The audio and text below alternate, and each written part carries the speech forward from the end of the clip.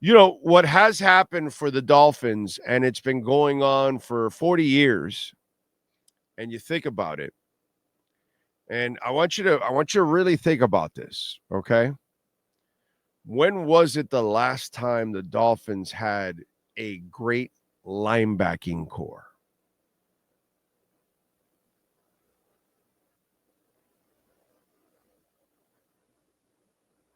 It's a long time, bro. Might have to go all the way to the 70s.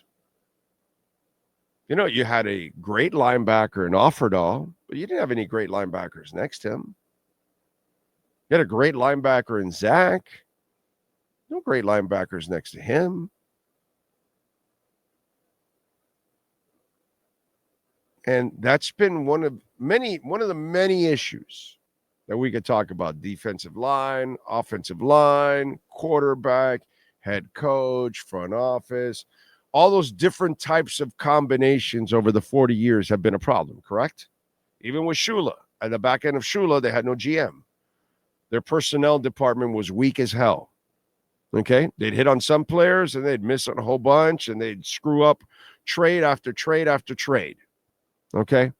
In the latter half of the Shula era. Okay. So they have struggled with all kinds of combinations and struggled. But you think about it, one of the reasons why they're not tough enough, why they're not great, again, no great linebacking core. You can come up with a great linebacker. You know, even when Zach was here, Seau was here, but Seau wasn't a great linebacker anymore at that point. He was a serviceable linebacker that was out of place at times because he would ad lib, but he wasn't a great linebacker anymore at that point. And if you want to get back to being great, you got to develop a great linebacking core. Now, here's the interesting part. And this is what I've been telling you about the outsides.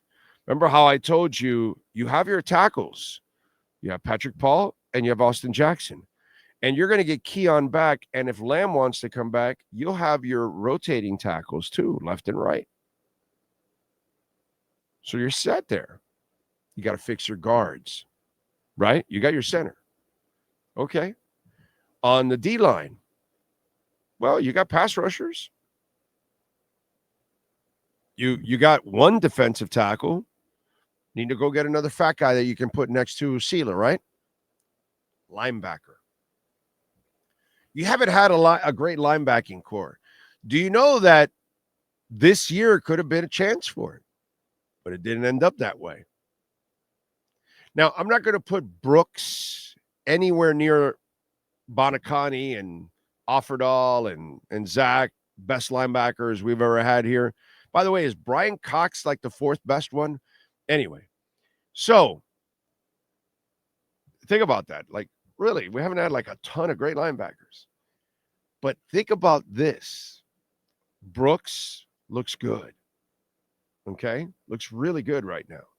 Looks comfortable. Next year, you get back Chubbs and Phillips. And you have Chop. If you could go find yourself a middle linebacker, a defensive tackle, you can really start to actually beef up that middle. And where you've struggled, because you haven't had a great linebacking core in forever. You've had a couple of great linebackers, but not great linebacking core. Next year, you get these guys back healthy, along with Chop, along with Brooks. All of a sudden, you can have a linebacking core like you've never, ever had. Because, again, Phillips has not gotten to that point that he's great or anything, but we all know the talent is there. Jesus Christ, Jalen Phillips can be an awesome player. We all know that. And Chubb last year played like an awesome player. 10 sacks, 6 forced fumbles. I mean, the guy was all over the place. He was terrific last year. You have never really developed a great linebacking core in a long time, which would go a long way to becoming a tougher team. Just like if you could go get yourself another fat guy next to Sealer, you will become what? A tougher team. Just like if you could go get yourself some guards to go along with your tackles and your center, you will be what? A tougher team. So in a year where it all looks all screwed up and we're all pissed and all that, if you look at it on the personnel side, there are some things that you just can tweak. And if you freaking get a break or two, and people can stay healthy here, all of a sudden you can make some damage. You can do some damage. You're not that far off on the personnel side. Now, do I believe in Mike McDaniel even if you have those guys? No, I don't. That's my problem with all of this. But I was thinking about it. Like, they don't really have a great linebacking core, and they never have. They never have a great linebacking core. And we all want to see them be a better and a tougher team and all that, but it's actually kind of being built.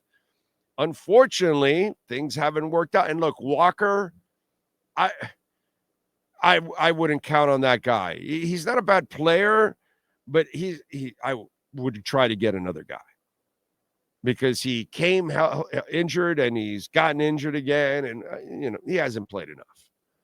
So I would try to find another guy.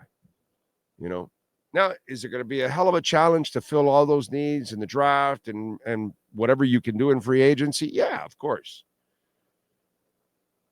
But you think about it, you're not that far off from something you never really have is a great linebacking core. And you could possibly have it. And your offensive line, you're really not that far off. If Paul is the guy, Austin, look how much things have changed since Austin Jackson got injured. And for those of you that were killing Aaron Brewer and the Connor Williams thing, that's turned out to be a really good move. Not that any of you would admit that, because a lot of you were calling for Connor Williams at the beginning of the year, and none of you have come back to say, oh, I was wrong or anything like that. But it's interesting. You think about it. And by the way, is Brian Cox the fourth best linebacker here?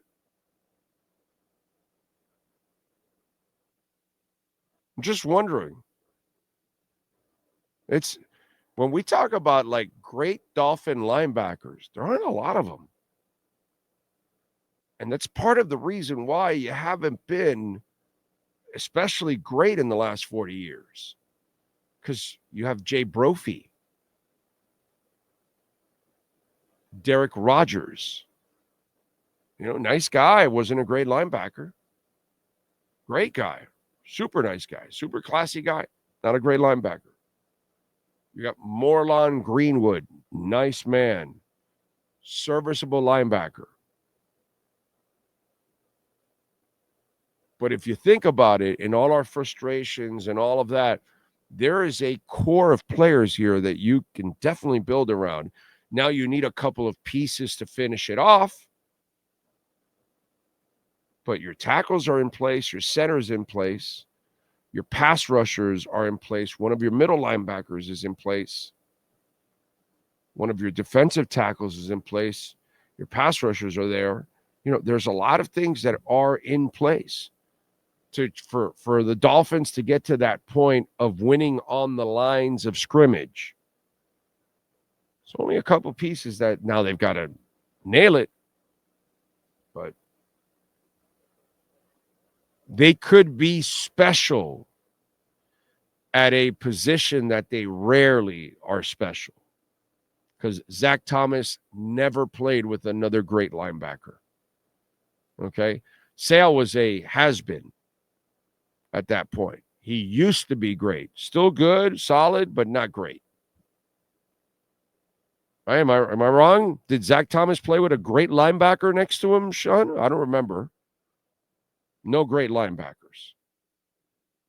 Nothing. No, I don't think so. And I just went through and grabbed the list here, and I'm just going to go down. This was from from Russell Baxter. Oh, but that's my dude. Russell Baxter just reached out to me like a week ago, actually. That's funny that you say that. This was actually July 30th of this year. It says top 10 the best 10 best linebackers in the history of the Miami Dolphins. Go ahead. The only thing is I looked at it. I don't think any of these are like the outside linebacker. I believe these are actual like middle linebackers, I believe. Right, inside. They don't have Bo Camper there? Hold on a minute. So 10 is Channing Crowder. Okay, yeah, he's inside. 9, Bob Matheson. Right. 8, Bob Brzezinski. Mm-hmm. The Bruise Room. Yep.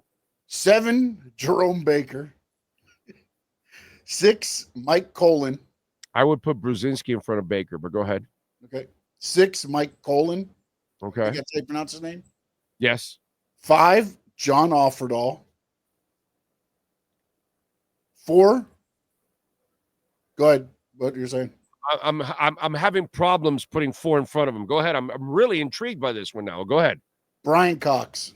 No, wrong. Okay, next. 3, AJ Dewey. Okay. 2, Nick Bonacotti. Okay. And 1, Zach Thomas. Okay. All right. I'm still. Who was 5 again? 5 was Offerdahl. 4 was Cox. I'm putting 6 Offerdahl in front. I'm putting Offerdahl in front of AJ Dewey. Like every day of the week and twice on Sundays. Brian Cox and AJ Dewey are fighting for 4th and 5th on my list.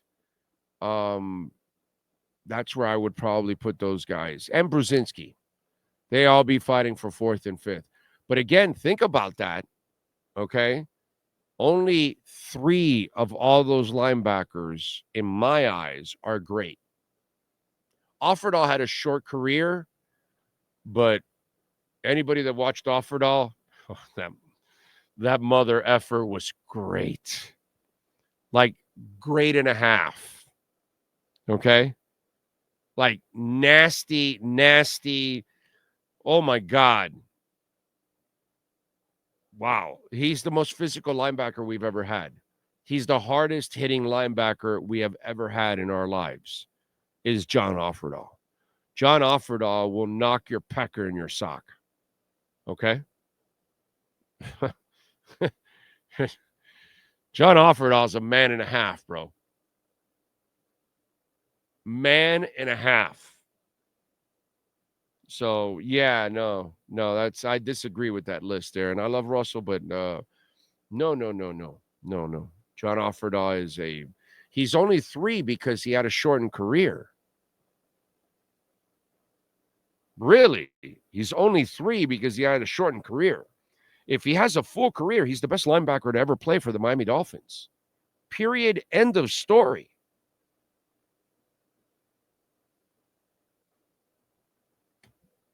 Okay? Best linebacker to ever play for the Miami Dolphins would be John Offerdahl. It was just a shortened career. That's why. But if it wasn't for that, my God, it's not even close, dude. Offerdahl was a beast. Oh. Yeah. Really fun to watch. Really fun to watch.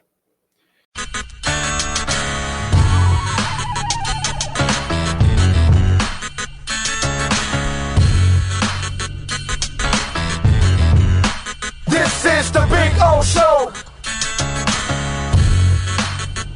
This is the Big O Show.